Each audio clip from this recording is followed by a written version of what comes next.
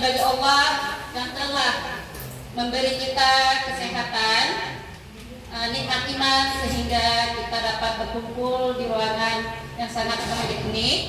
Tidak lupa pula salawat dan salam kita sajikan keharibaan Nabi besar Muhammad SAW, yang mana telah membawa kita dari alam jahiliyah ke alam penuh pengetahuan. Yang saya hormati Ibu Kepala Sekolah dan Bapak Materi, Pak Teguh Edi Saputra, dan rekan-rekan guru semuanya. Baiklah, pada hari ini kita akan mengadakan acara menyebarkan pemahaman dan penerapan pengalaman budaya positif yang akan disampaikan oleh Bapak Teguh Edi Saputra, SPD. Dan sekarang kita membuka dulu acara yang akan dibuka oleh Ibu Kepala Sekolah, yaitu Ibu Delianti. Pada Ibu Delianti kami persilakan dengan segala hormat.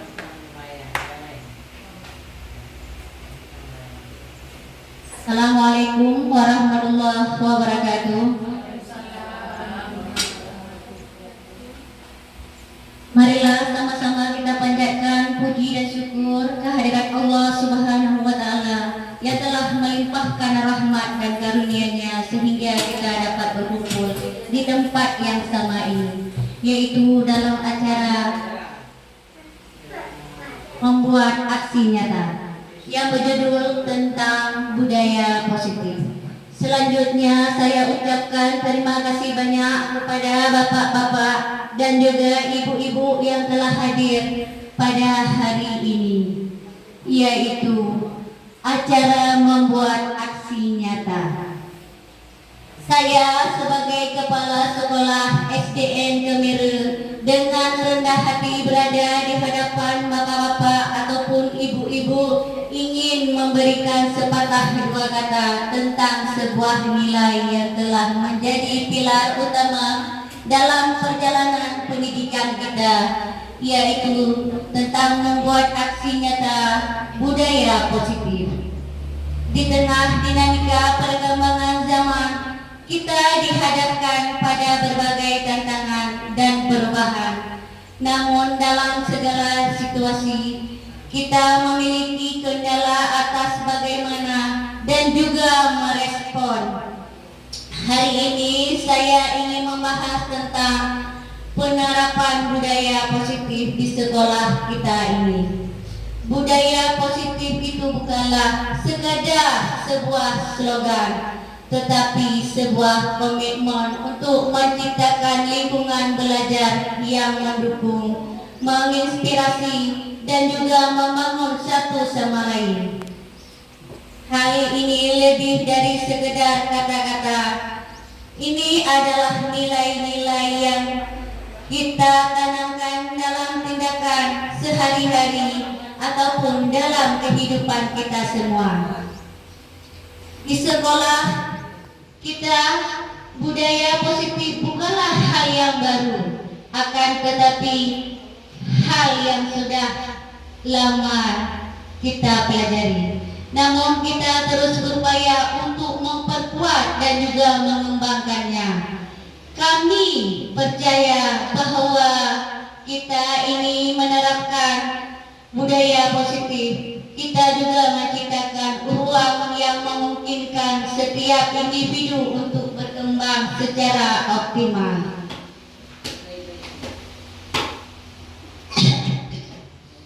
Dengan budaya positif, kita belajar untuk menghargai perbedaan, mendukung satu sama lain, dan juga bertanggung jawab atas tindakan kita. Kita bukan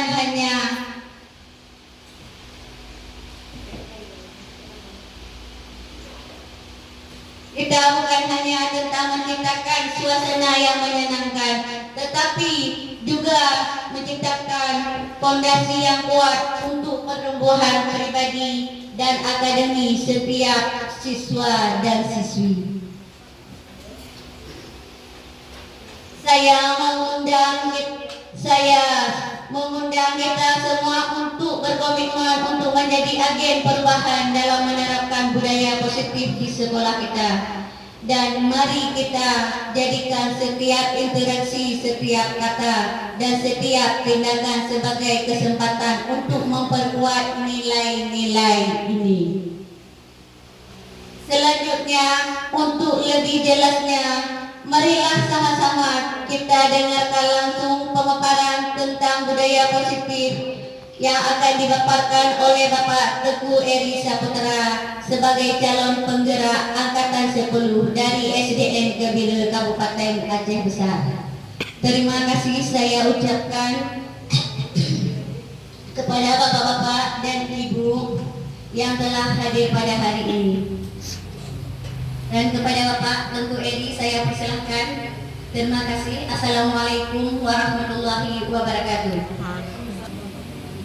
Acara selanjutnya adalah kita mendengarkan materi tentang budaya positif yang akan disampaikan oleh Bapak Teguh Eri Saputra SPD. Kepada Bapak kami persilakan. Assalamualaikum warahmatullahi wabarakatuh. Alhamdulillahirrahmanirrahim. Salatu wassalamu ala asyrafil anbiya'i wal mursalin wa ala alihi washabihi ajmain. Amma ba'd. Pertama-tama marilah kita sama-sama panjatkan puji dan syukur kehadiran Allah Subhanahu wa taala yang mana pada hari ini kita telah diberi kesehatan, umur panjang dan kesempatan kepada kita semua sehingga kita bisa berhadir di sekolah SDN Gebile. Dan tidak lupa salawat dan salam kita sanjung sajikan kepada baginda Nabi besar Muhammad SAW yang telah membawa kita dari alam kebodohan ke alam yang penuh ilmu pengetahuan.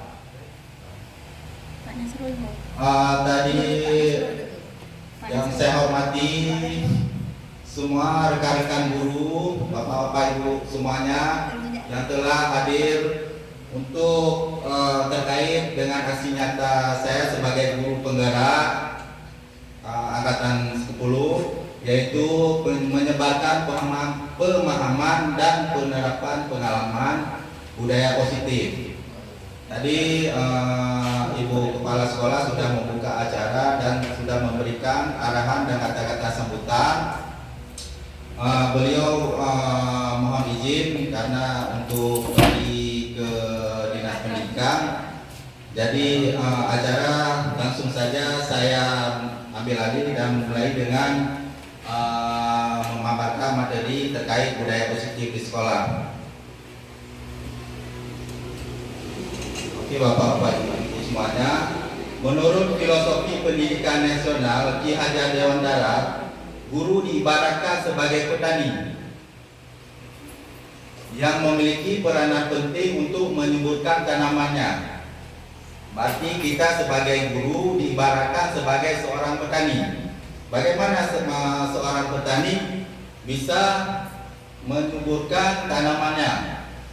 Seorang petani akan memastikan tanah tempat tumbuhnya tanaman merupakan tanah yang kondisinya cocok untuk ditanami. Dari uraian ini kita bisa mengibaratkan sekolah sebagai tanah.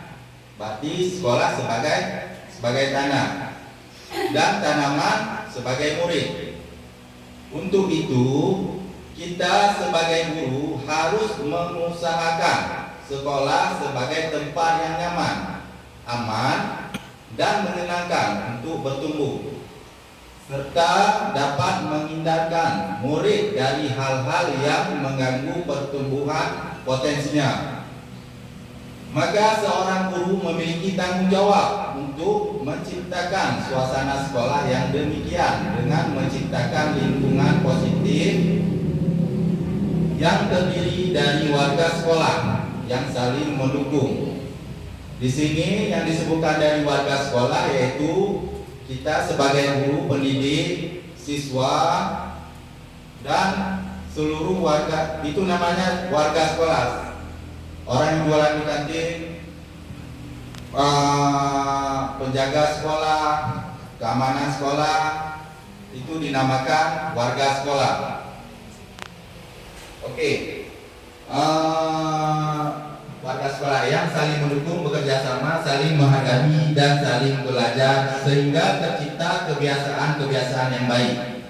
Dari kebiasaan baik itu akhirnya dapat menumbuhkan karakter baik dan terciptalah budaya positif di lingkungan sekolah. Nah, Bapak Ibu semuanya, untuk menumbuhkan budaya positif di sekolah ini diperlukan seorang guru yang mampu mengimplementasikan nilai dan peran guru penggerak sehingga dapat membawa perubahan ke arah yang lebih baik.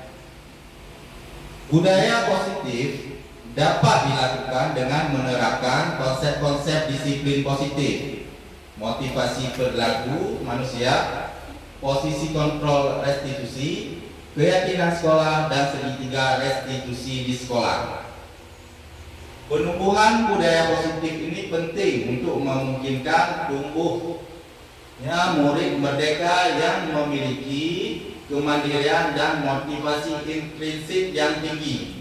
Untuk itu, kita sebagai guru tentunya perlu terus berlatih meningkatkan kapasitas diri dalam memvisualisasikan harapan, menggandeng sesama, dan mentransformasikannya menjadi harapan bersama Bapak Ibu sekalian. Karena itulah guru dituntut untuk memiliki visi yang jelas.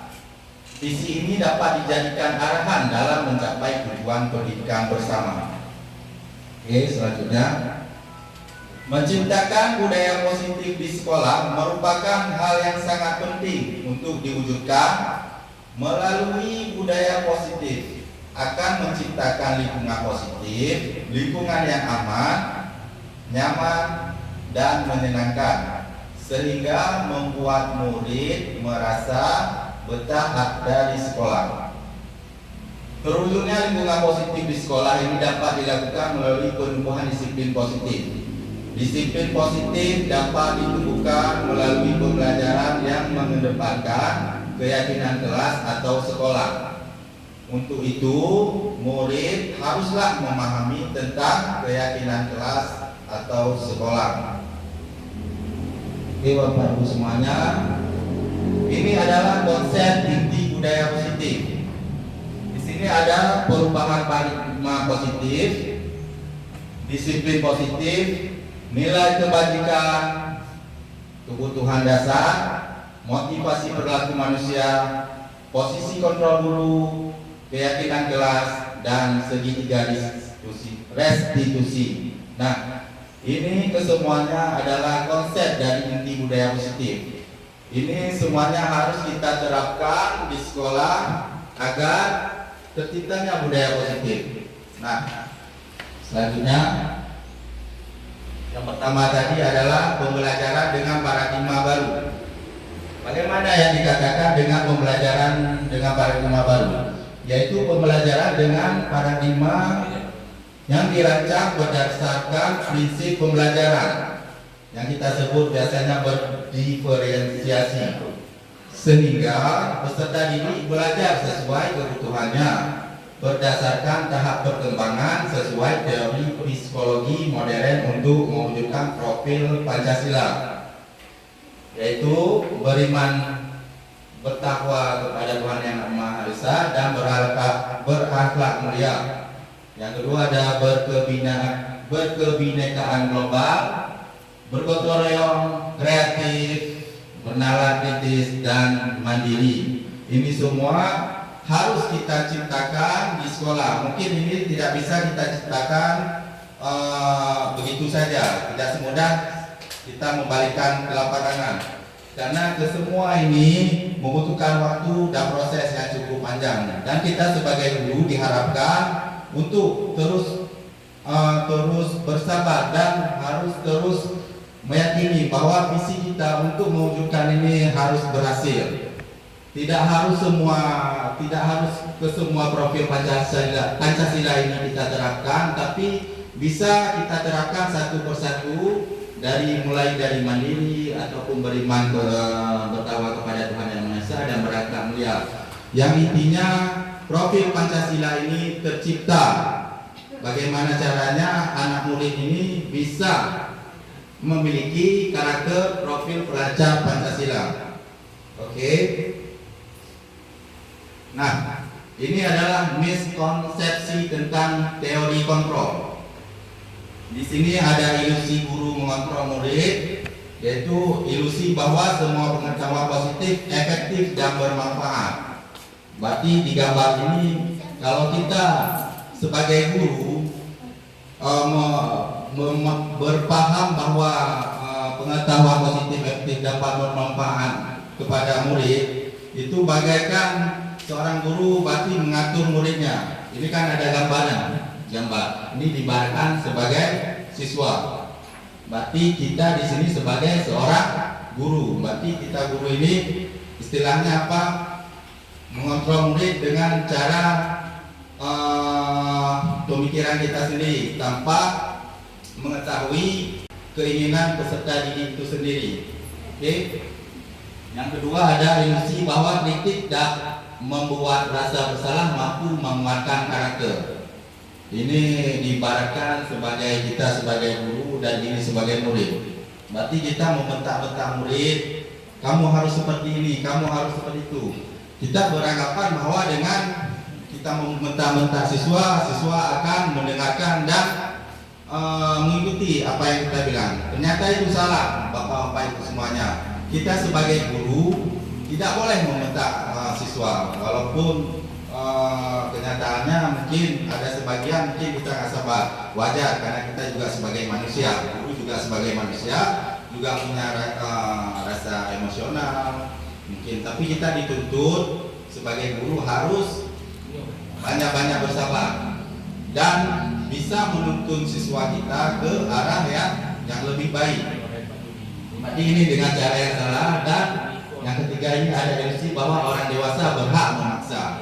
Berarti ini dibaratkan kita sebagai guru dan anak-anak, siswa kita sebagai anak-anak. Kita berhak, kamu contohnya siapa siswa kita kelas 1 mungkin, kamu harus bisa belajar, harus bisa membaca, kita paksa dia.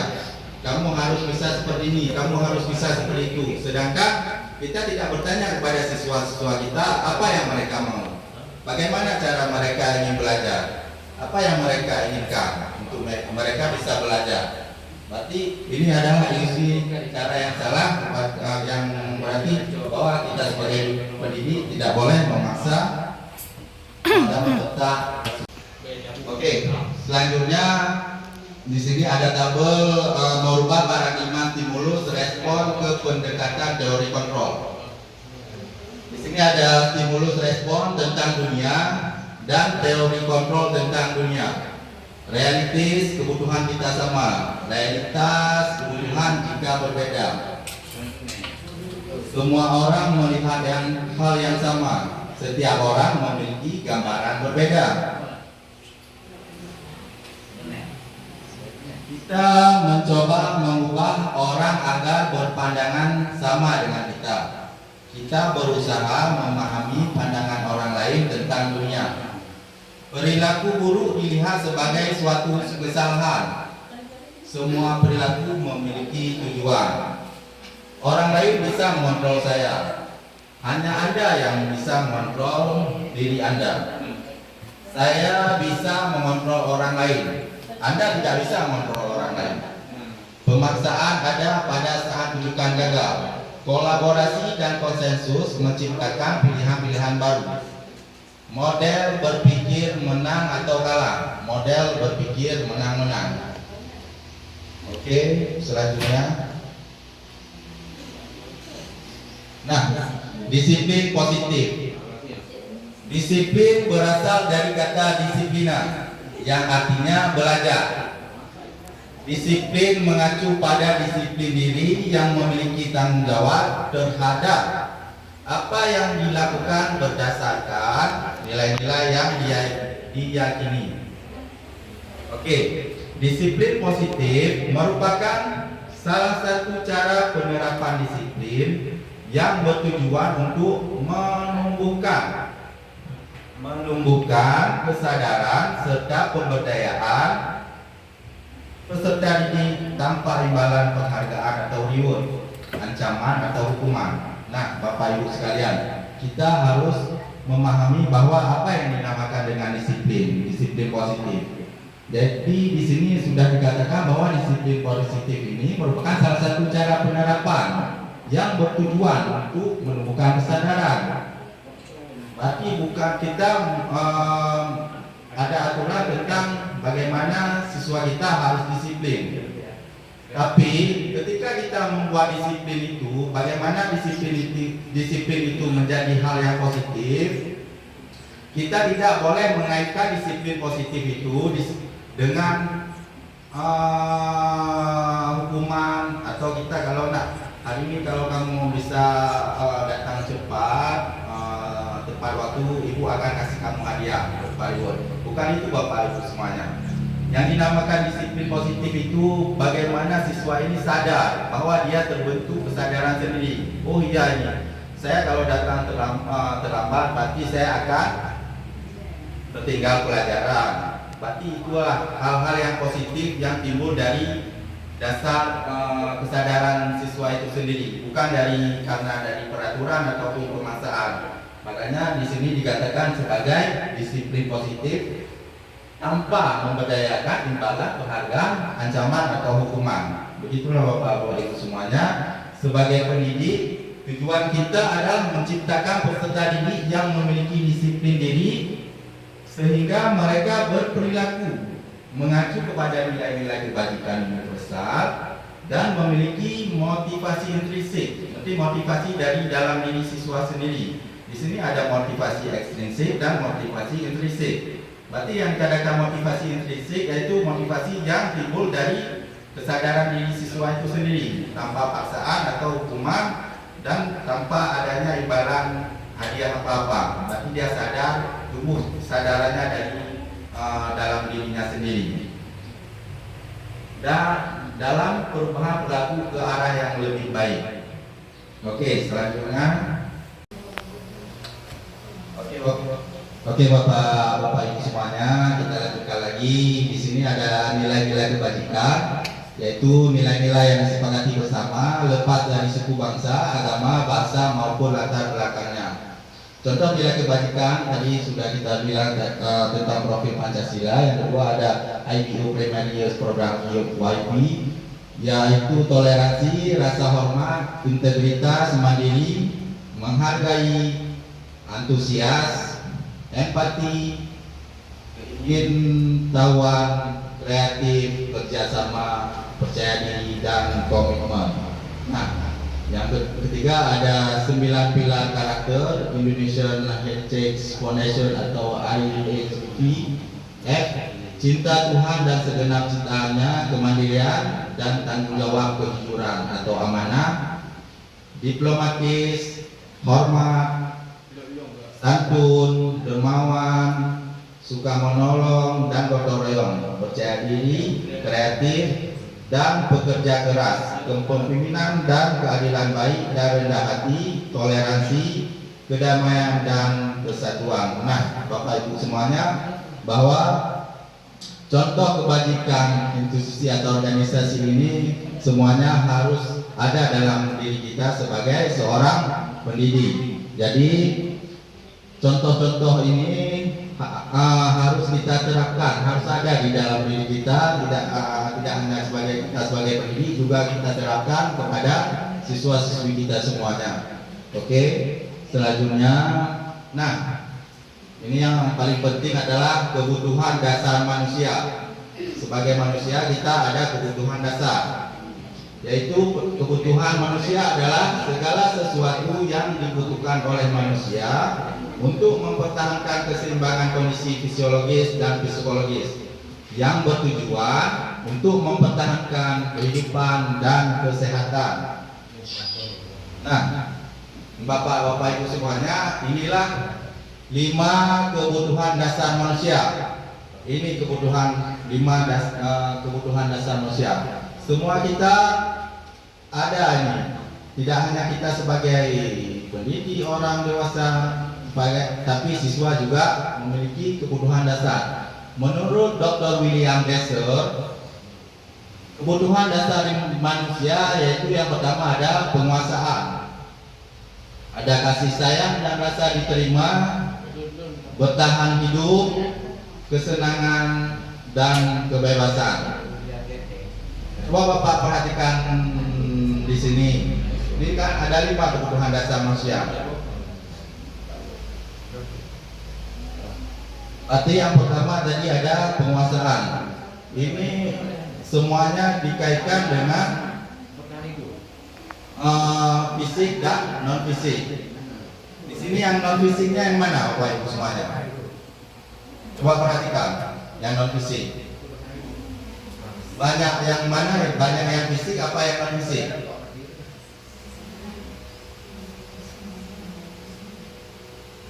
Banyak yang non fisik. Yang mana yang dikatakan non fisik?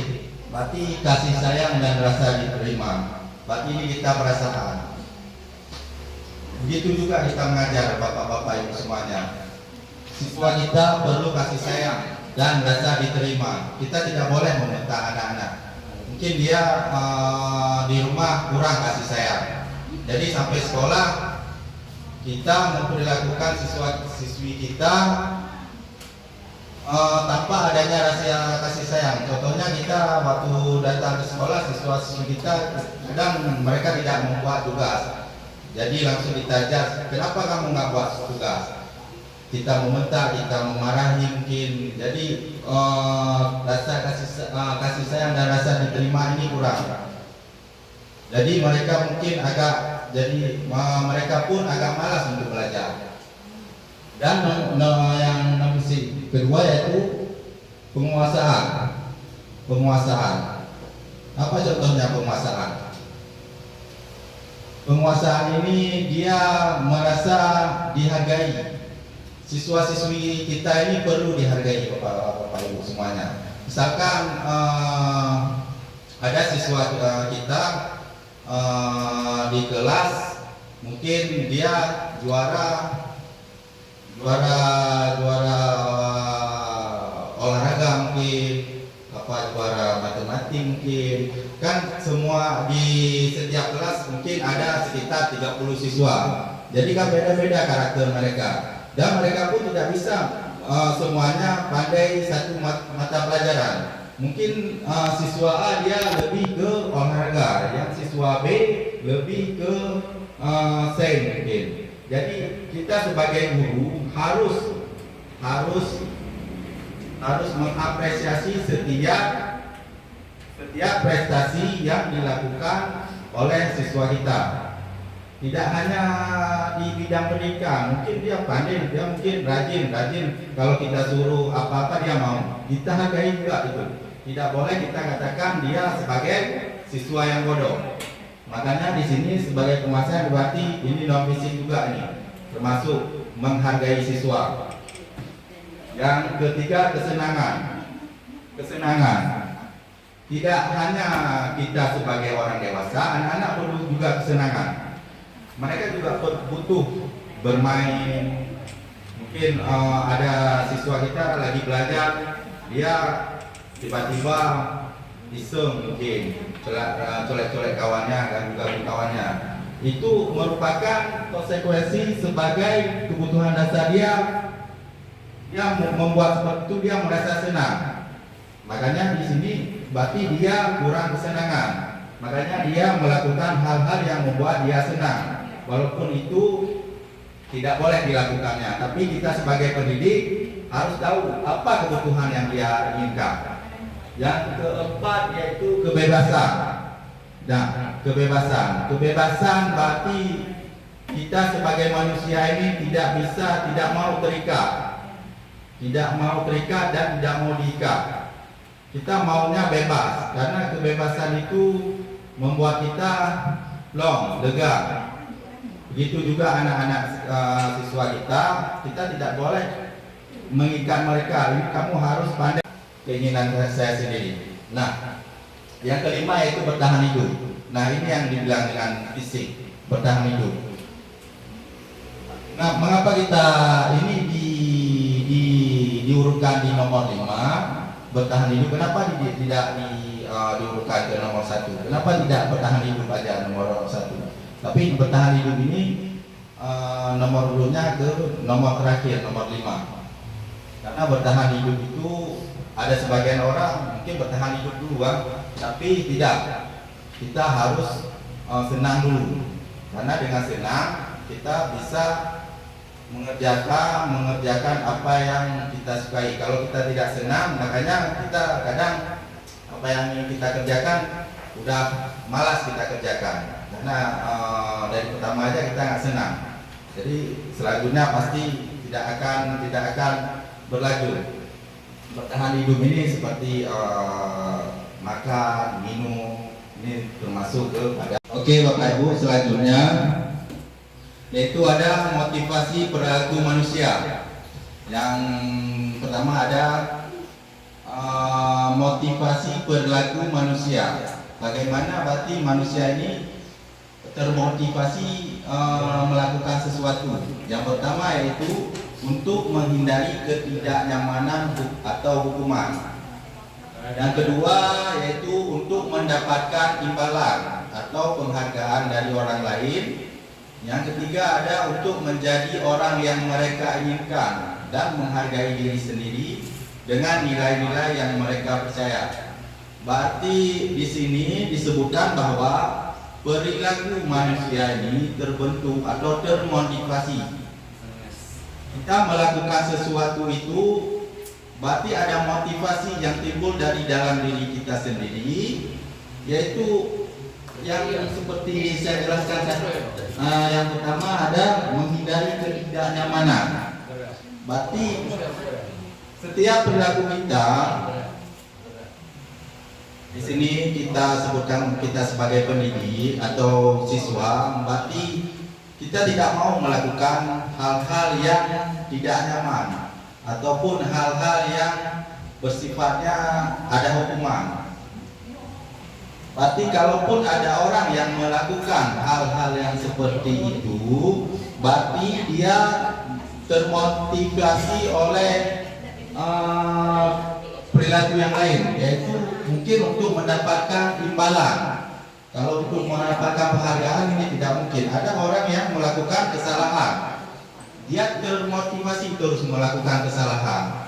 Berarti untuk melakukan kesalahan ini, kalau kita kaitkan dengan tabel yang nomor 1, itu bertentangan. Karena manusia ini termotivasi untuk melakukan sesuatu itu, dia untuk menghindari ketidaknyamanan atau hukuman.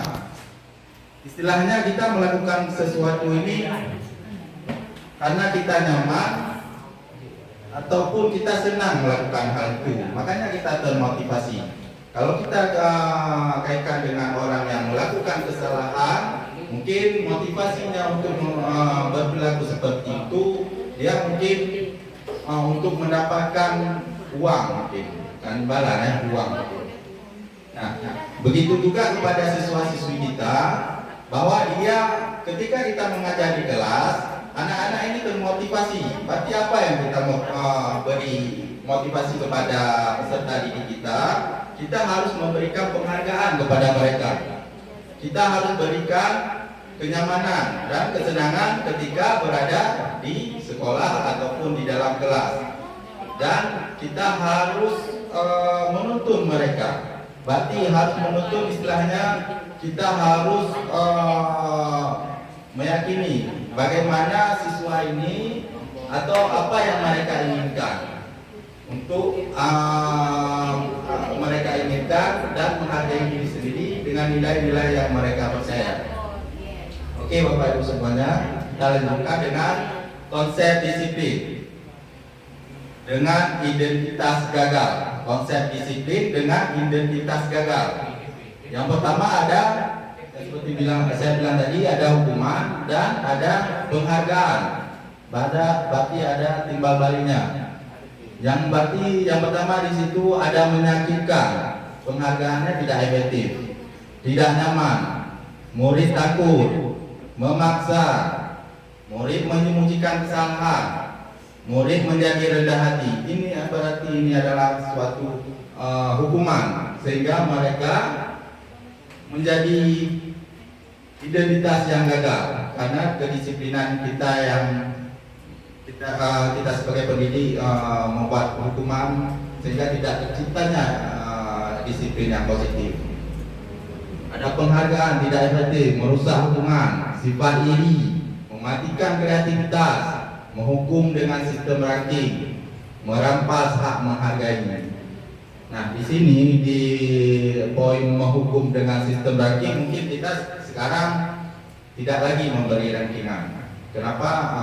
Dari kementerian sendiri sekarang untuk nilai di rapor kita tidak boleh memberi ranking. Mungkin inilah yang menjadi penyebab dari konsep disiplin dengan identitas gagal. Berarti inilah yang menjadi konsep kita tidak bisa lagi memberikan perankingan karena setiap siswa ini memiliki kemampuan yang berbeda-beda.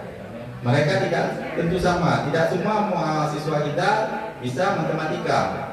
Tidak semua siswa-siswi kita menyukai pelajaran yang mereka mungkin tidak suka. Setiap anak, setiap siswa memiliki kesukaan yang mereka masing-masing. Nah, sehingga di sini ada disebutkan dengan merampas hak atau menghargai dirinya. Oke, next.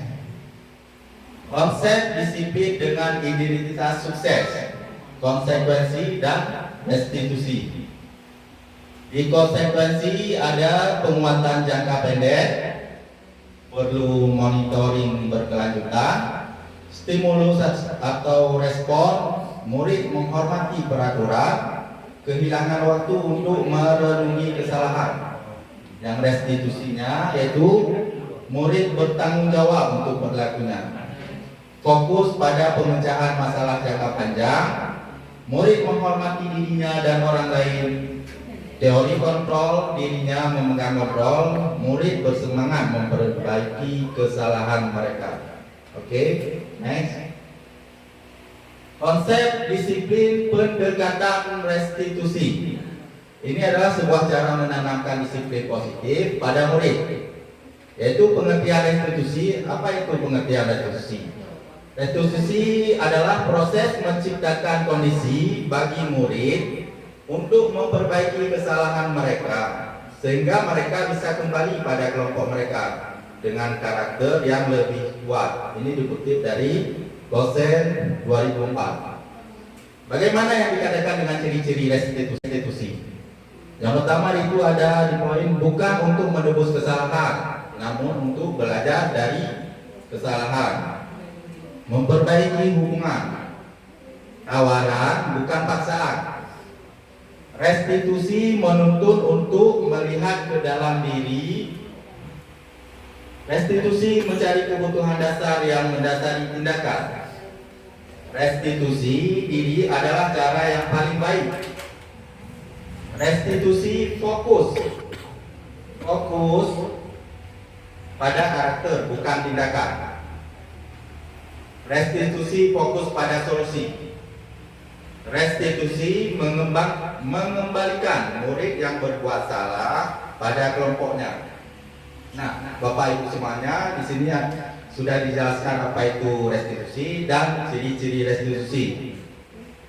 Nah, untuk selanjutnya perbedaan. Ini perbedaan contoh restitusi dengan konsekuensi dan hukuman. Contoh kasus siswa sering tidak mengerjakan PR. Hukuman: guru menghukum siswa tersebut hormat bendera selama 10 menit. Guru marah dan murid takut. Nah, seperti yang sudah kita tampilkan tadi di tabel sebelumnya.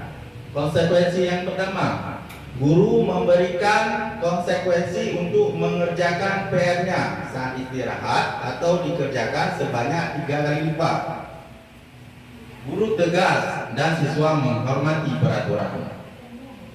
Nah, bagaimana cara melakukan restitusi? Guru menanyakan keyakinan kelas atau dirinya dan membantu siswa menyelesaikan masalahnya. guru terbuka dan siswa menghormati dirinya dan orang lain. Oke, Bapak Ibu, di sini sudah jelas bahwa kasusnya siswa sering tidak mengerjakan PR. Kalau kita kasih hukuman, berarti guru menghukum siswa tersebut karena tidak mengerjakan PR. Ya, apa kita suruh lari, apa kita suruh di sini suruh hormat bendera selama 10 menit. Guru marah dan murid takut. Cara ini sudah tidak efektif lagi dan tidak dibolehkan lagi di sekolah. Dan yang konsekuensinya apa? Ada yang konsekuensi hukuman tadi. Berarti selain kita memberikan hukuman, kita bisa memberikan konsekuensi yang lain. Seperti untuk mengerjakan PR saat istirahat, kita tidak serta-merta ketika siswa kita tidak membuat PR, kita langsung memberi hukuman, karena itu tidak baik untuk pikirannya. Berarti kita harus memilih konsekuensi yang lain. Seperti contohnya ya kita suruh buat PR dia 3 jam istirahat, ataupun kita kasih waktu 1 hari lagi mungkin untuk mengerjakan tugas di rumah. Guru tegas dan siswa menghormati peraturan tersebut. Kalau kita menghukum mereka, berarti siswa tersebut takut kepada kita. Tetapi dengan konsekuensi ini, kita sebagai pendidik tegas dan murid menghormati. Dengan caranya yaitu dengan menanyakan keyakinan jelas.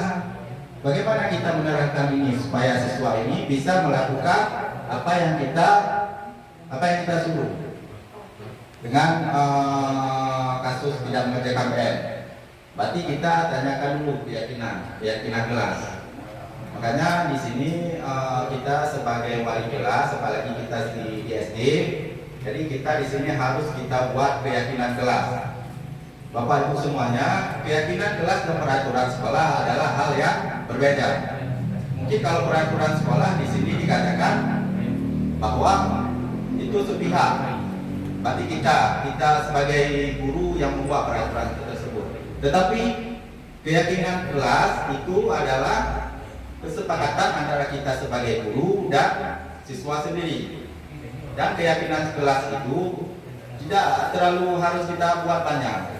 Sekitar tiga keyakinan kelas bolehlah kita buat. Misalkan contohnya, kalau peraturan jangan datang terlambat. Untuk membuat keyakinan kelas, kita harus memakai kalimat positif, jangan memakai kalimat yang negatif. Ditulis di peraturan jangan datang terlambat. Kita buat keyakinan kelas harus datang tepat waktu.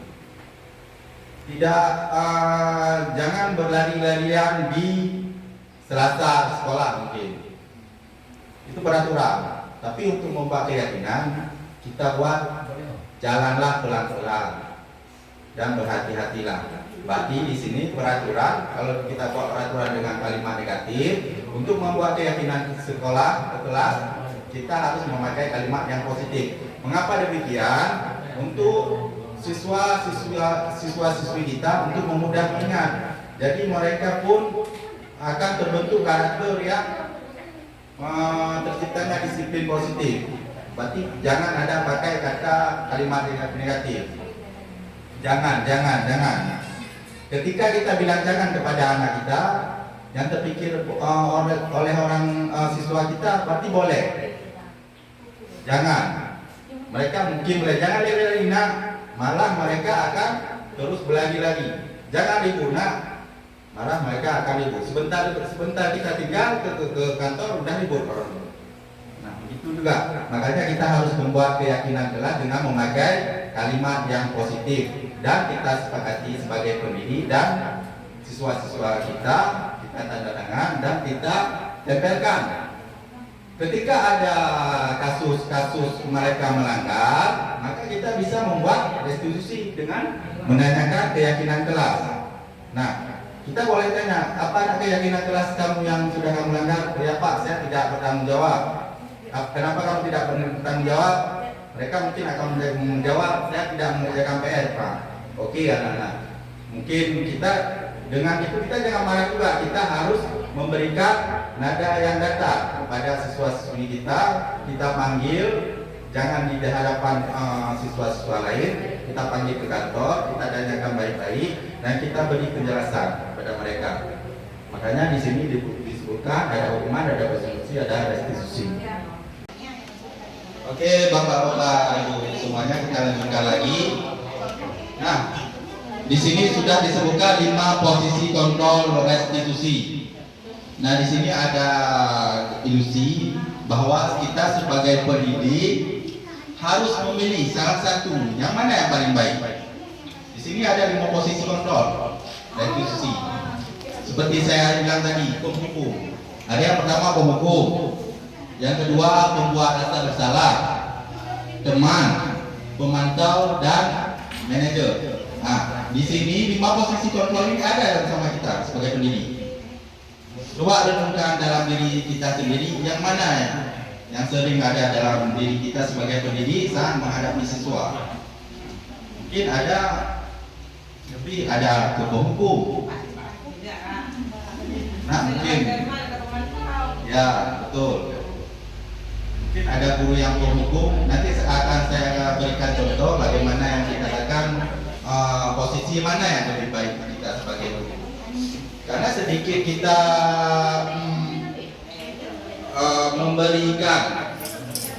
memberikan hukuman, seperti kasus tadi dia tidak membuat tugas, berarti kita menghukum apa? Ini kamu harus bersihkan sampah. Itu sudah termasuk kepada penghukum. Itu sudah masuk kepada penghukum. Oke, kamu harus bersihkan mesin. Nah, itu sudah termasuk kepada posisi kontrol penghukum kita sebagai pendidik. Ada pembuat rasa bersalah. Pembuat rasa bersalah. Maksudnya pembuat rasa bersalah. Tahu bapak-bapak ibu semuanya? Rasa bersalah. Kita melakukan misalkan ada siswa. Gara-gara kamu datang masuknya terlambat, saya dimarahi kepala sekolah. Berarti dia mendengarkan itu, berarti gara-gara dia merasa bersalah. Berarti ini pembuat rasa bersalah. Oke, ada teman. Kita sebagai guru ada juga dikaitkan dengan teman. Bagaimana kita? Misalkan kita dekat, kami kembali sebentar, yuk ini makan, ini apa itu kan? Ini sudah kita buat dia sebagai teman. Oke, silahkan bapak. Sebagai pemantau. Sebagai pemantau kita pantau anak siswa kita. Ada sebagai manajer. Oke, nanti kita akan lihat sebuah video yang mana yang paling baik.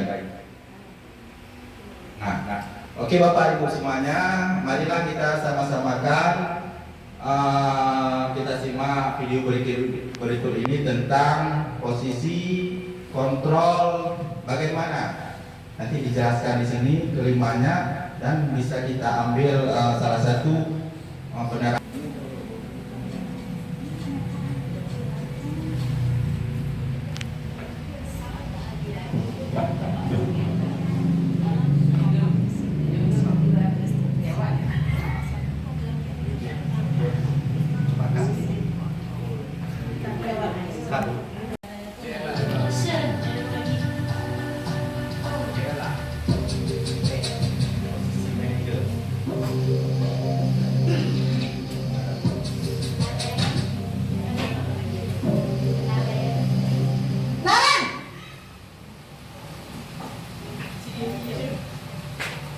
Selamat pagi Bu. Selamat pagi Naren. Maaf Bu, saya terlambat. Iya, sekolah masuknya jam 7, sekarang sudah jam 7.20. Jadi sekarang bagaimana ini Naren? Maaf Bu, saya lupa setel alarm saya semalam. Baiklah, menurut kamu, keyakinan sekolah yang mana yang perlu kamu tingkatkan? Menghargai diri sendiri dan orang lain mungkin ya Bu. Setuju. Jadi, apakah Naren meyakini prinsip saling menghormati tersebut? Iya Bu, saya meyakininya. Apakah Naren bersedia memperbaiki masalah keterlambatan ini? Bersedia Bu. Bagaimana kamu akan perbaiki masalah keterlambatan ini? Saya akan coba untuk tidak lupa menyetel alarm saya Bu. Baik, kalau Naren lupa menyetel alarm di rumah, ada orang yang kira-kira bisa bantu mengingatkan tidak? Ada Bu, kakak saya, Kak Emma. Ada lagi selain Kak Emma? Selain Kak Emma, ada ibu saya. Baik, jadi yang mengingatkan Naren adalah Kak Emma dan ibu kamu ya.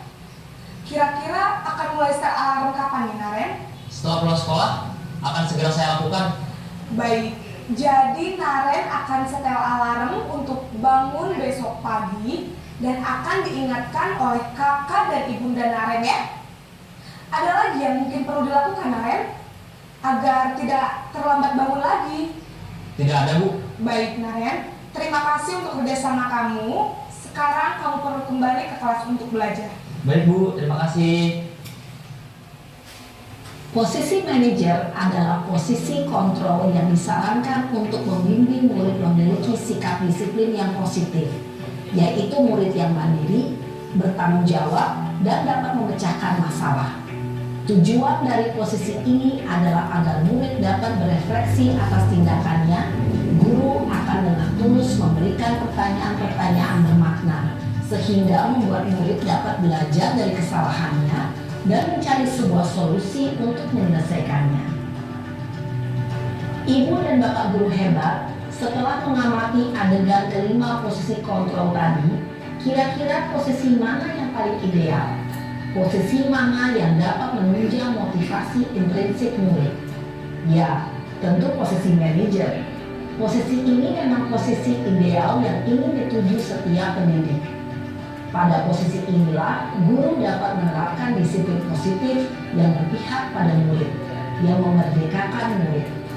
Perjalanan seorang pendidik tentunya tidak mudah untuk sampai pada posisi seorang manajer. Namun, tujuan kita pasti, yaitu menciptakan murid-murid yang mandiri, merdeka, dan bertanggung jawab. Semoga penggambaran 5 posisi kontrol yang telah diperlihatkan ini dapat menjadi ajang refleksi bagi kita semua. Oke Bapak Ibu semuanya, tadi sudah sama-sama kita menyimak video bagaimana yang dikatakan 5 posisi kontrol seorang guru terhadap siswinya. Nah, arti kita sudah melihat bahwa di video sebelumnya dikatakan posisi manajer lah sebaiknya seorang pendidik atau seorang guru harus memiliki karakter posisi kontrol manager, karena dengan posisi kita sebagai seorang manajer bisa mendidik siswa kita mandiri, bertanggung jawab, dan bisa memecahkan masalahnya sendiri. Tadi berarti naik aja, berarti kita udah lihat videonya. Oke.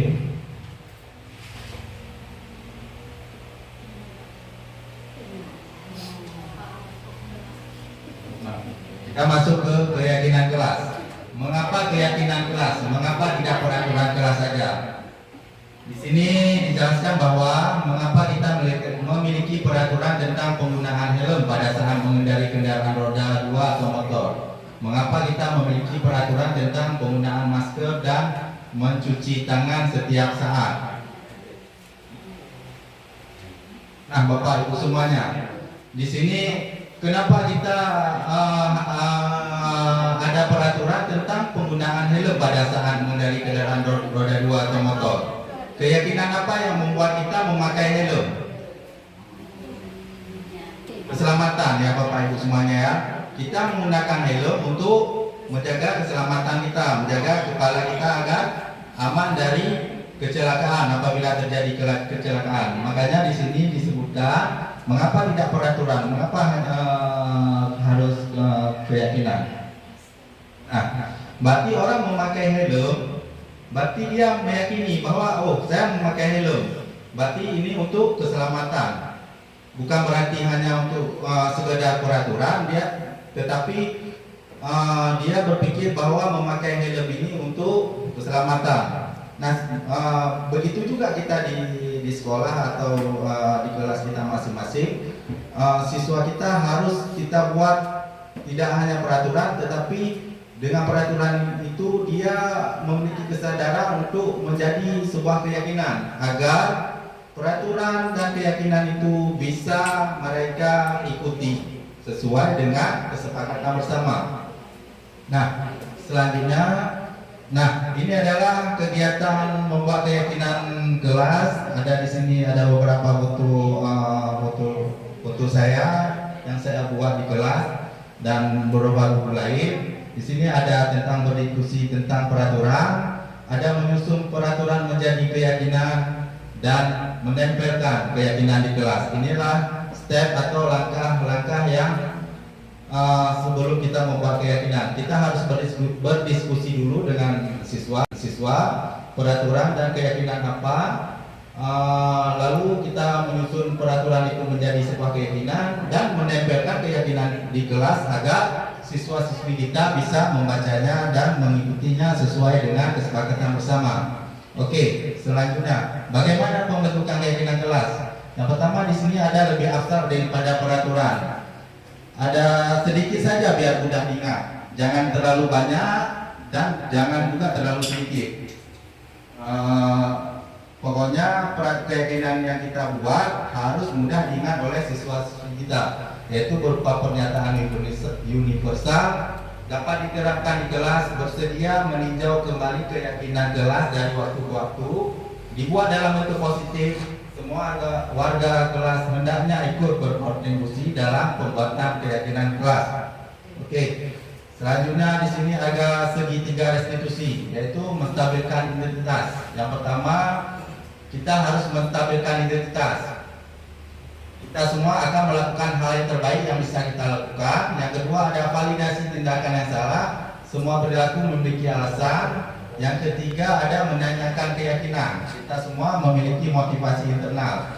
Di sini ada tabelnya validasi segitiga restitusi. Untuk validasi tindakan yang menstabilkan identitas, kita bisa menggunakan kata-kata setiap orang pasti kamu tentu punya alasan mengapa melakukan itu. Adakah cara yang lebih efektif untuk mendapatkan apa yang kamu butuhkan? Ini adalah validasi tindakan salah. Yang pertama tadi ada menstabilkan identitas, yaitu kita bisa menggunakan kata-kata setiap orang pasti pernah melakukan kesalahan. Kamu bukan satu-satunya yang pernah melakukan ini. Untuk menanyakan keyakinan kelas apa yang telah kita kesepakati, dan kamu ingin menjadi orang seperti apa. Berarti ini adalah segitiga restitusi yang kita lakukan kepada siswa-siswi kita ketika melakukan kesalahan. Jadi kita mengajak mereka untuk mencari sebuah solusi dan mereka bisa bertanggung jawab atas kesalahan yang dilakukan dengan cara kita melakukan segitiga restitusi ini, Bapak Ibu. Oke, sekian dari saya. Sekarang kita akan membuka kelompok diskusi. Kepada Bapak Ibu mungkin ada pertanyaan, silakan.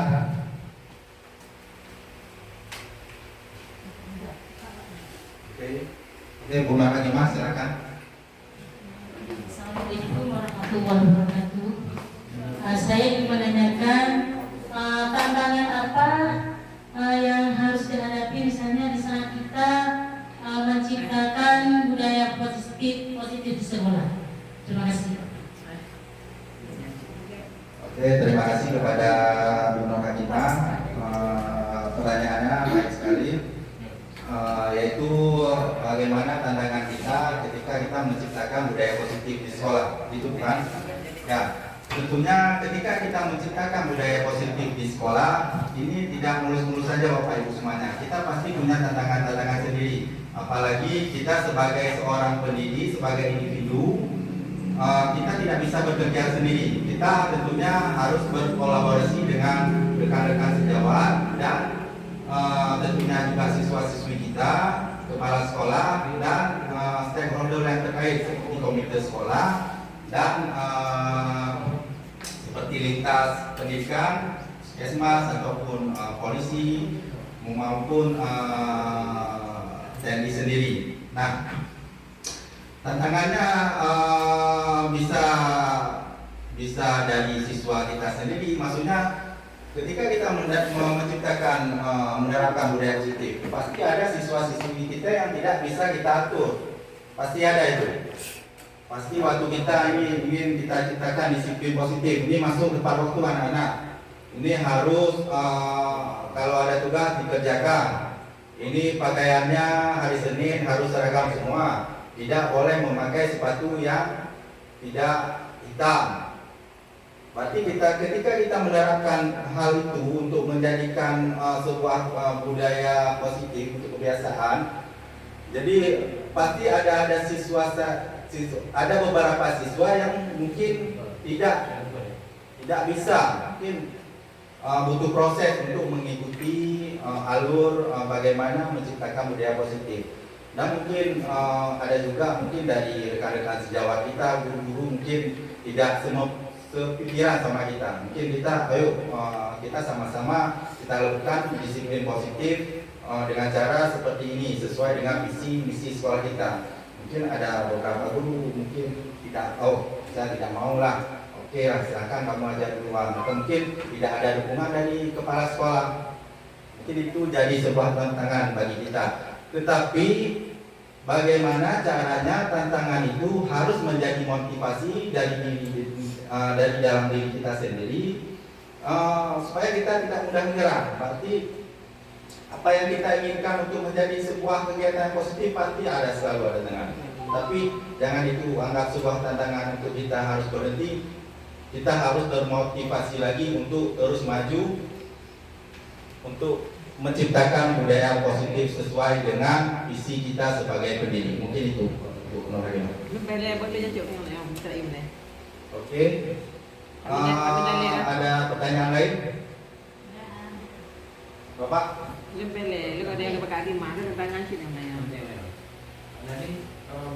Bu dia hanya Kita mulai pertanyaan Mungkin ada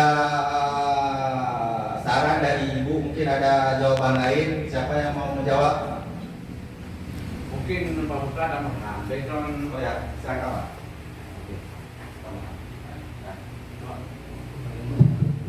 Bu Nur, sebagai tambahan saja, tantangan kan dari diri si anak sendiri itu bisa dilihat internal dan eksternal tentunya.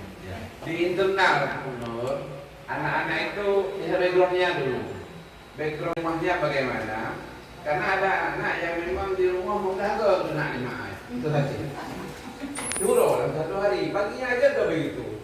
Jadi sebuah tantangan yang sangat besar sekali. Karena memang mungkin masyarakat sekitar sudah terbiasa dengan begini, sehingga kita perlu trik. Bahasa tadi kan manajer setiap satu-satunya cara mungkin yang paling baik dan untuk menyelesaikan problem kita itu. Itu apa saja? Sekian. Latar belakang anak Harus jadi. Oke, terima kasih kepada Bapak Mizan yang telah memberikan tambahan saran jawaban dari atas pertanyaan dari Ibu Nur Halimah. Benar sekali seperti kata Bapak Mizan bilang tadi bahwa ada dari faktor internal dan eksternal. Mungkin dari faktor eksternal seperti Bapak bilang tadi ada dari kita harus tahu latar belakang siswa itu. Mungkin dia dari keluarga yang tidak harmonis. Bukan keluarga yang seperti biasanya, mungkin dia keluarga anak yatim, ada yang yatim piatu, ada yang broken home, ada beberapa faktor eksternal yang mungkin menjadi tantangan kita untuk menyebarkan pemahaman budaya positif ini. Karena ketika mereka siswa ini latar belakangnya dari keluarga yang broken home, itu susah kita atur. Apalagi dia kadang di rumah sudah dengan sifat karakter yang kasar mungkin, yang sudah berat dia pikul keadaannya di rumah. Makanya kalau datang sekolah kita bentak lagi, kita marah-marahin lagi, dia mungkin tidak akan mendengar lagi. Seperti dijelaskan di video tadi, siswa ini kadang akan menyimpan dendam kepada kita.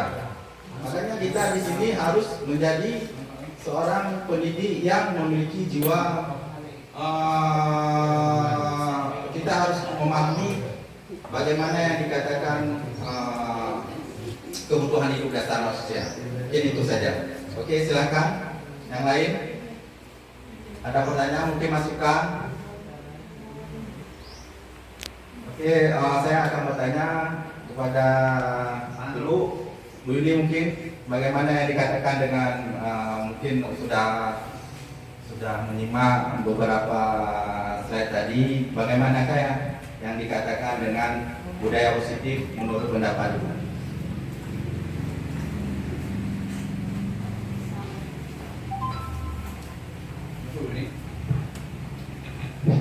Assalamualaikum warahmatullahi wabarakatuh. Saya telah menyimak dari awal sampai budaya positif yang sangat cocok menurut saya dengan budaya manajer. Saya yang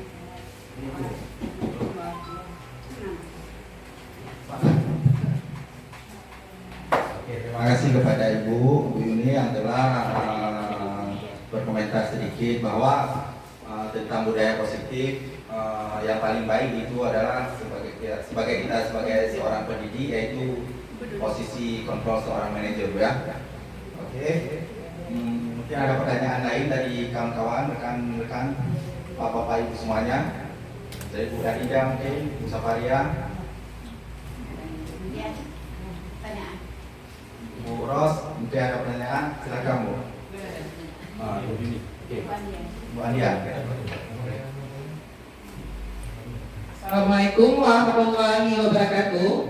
Setelah saya menyimak dan mendengarkan materi yang Bapak sampaikan masalah budaya positif di sekolah, alhamdulillah sangat bermanfaat dan luar biasa. Dan ini yang saya ingin masalah di materi kita masalah keyakinan. Masalah keyakinan. Nah, yang saya tanyakan adalah bagaimana cara kita mendapatkan umpan balik dari murid dari hasil keyakinan itu. Sekian, terima kasih. Assalamualaikum warahmatullahi wabarakatuh. Terima kasih kepada Ibu Andia sudah bertanya bahwa bagaimana cara mendapatkan umpan balik dari keyakinan kelas yang sudah dibuat. Ya. Tadi sudah dijelaskan bahwa sebelum kita membuat keyakinan kelas, kita sebagai wali kelas ini di SD mungkin kita cuma ada wali kelas, kita memegang pelajaran 24 jam ya. Jadi sering kita berjumpa dengan anak-anak murid beda dengan di SMP ataupun SMA. Jadi kalau kita di SD lebih sering berjumpa dengan anak didik kita. Ya, ketika kita membuat keyakinan kelas, berarti kita pertama harus menyepakati dulu peraturan, dan yang kedua kita buat peraturan itu menjadi keyakinan. Misalkan jangan datang terlambat, jangan telat masuk, berarti harus tepat masuk ke kelas. Kita buatlah yang satu, sudah ada satu. Caranya yaitu kita berdiskusi sama siswa-siswi kita tentunya, dan ketika itu sudah menjadi sebuah keyakinan, kita tanda tangani antara wali kelas dan siswa-siswi kita, baru kita tempelkan. Ketika sudah kita tempelkan, kita dalam kelas, guru dan anak murid harus mengikuti keyakinan kelas yang sudah ada. Nah, ketika keyakinan kelas itu sudah berjalan dan tiba-tiba di tengah jalan ada siswa-siswi kita ada yang melanggar. Jadi ketika ada yang melanggar, kita terapkan segitiga restitusi. Kita tanyakan, menstabilkan identitas, apalagi menstabilkan identitas, validasi tindakan yang salah, menanyakan keyakinan. Menanyakan keyakinan yang sudah kita buat. Nah, ketika ini sudah kita lakukan berulang-ulang terus, kita mungkin dari kalau SD dari kelas 1 mungkin setahun ya, nanti akan dilanjutkan lagi oleh kelas selanjutnya. Nah, berarti kita bertanggung jawab kalau di dalam kelas 2 semester. Nah, ketika keyakinan ini sudah kita buat dan kita kesepakati dan ada anak peserta didik kita yang melakukan kesalahan atau melanggar keyakinan, kita buat restitusi. Nah, di sini kita pasti ada observer. Observernya siapa? Kepala sekolah. Nah, dari kepala sekolah itulah kita mendapatkan umpan balik ataupun dari rekan-rekan sejawat kita, wali kelas lain atau guru-guru lain yang sudah melihat kelas kita. Oh, umpan baliknya, oh ibu ini sudah baik, oh ini kurang baik. Maksudnya bukan kurang baik, ini mungkin kurang di mana, mungkin di keyakinan apa yang harus kita ubah. Disitulah kita mendapatkan umpan balik. Umpan baliknya boleh dari bisa dari website, bisa dari guru, bisa dari siswa-siswi kita sendiri. Yang namanya umpan balik tetap dilakukan oleh orang yang melihat kita, observer namanya. Oke, itu. Ada yang menambahkan? Oke, berarti kalau tidak ada lagi, saya akhiri, saya tutup. Saya padankan untuk pemaparan saya hari ini tentang budaya positif. Saya ambil kesimpulan bahwa budaya positif ini harus kita terapkan bersama-sama, tidak hanya kita sebagai pendidik, juga di sini ada DepSec, ada siswa dan seluruh stakeholder yang terkait yang pastinya terkait dalam bidang pendidikan. Jadi kita harus sama-sama menerapkan budaya positif ini agar terciptanya siswa yang berkarakter mandiri dan bertanggung jawab sesuai dengan profil pelajar Pancasila. Dan terima kasih kepada bapak-bapak ibu semuanya yang sudah berhadir pada hari ini, yang sudah mengikuti pemaparan saya tentang aksi nyata saya tentang budaya positif. Dari pertama sampai akhir saya ucapkan terima kasih, dan akhir kata wabillahi taufiq wal hidayah. Assalamualaikum warahmatullahi wabarakatuh.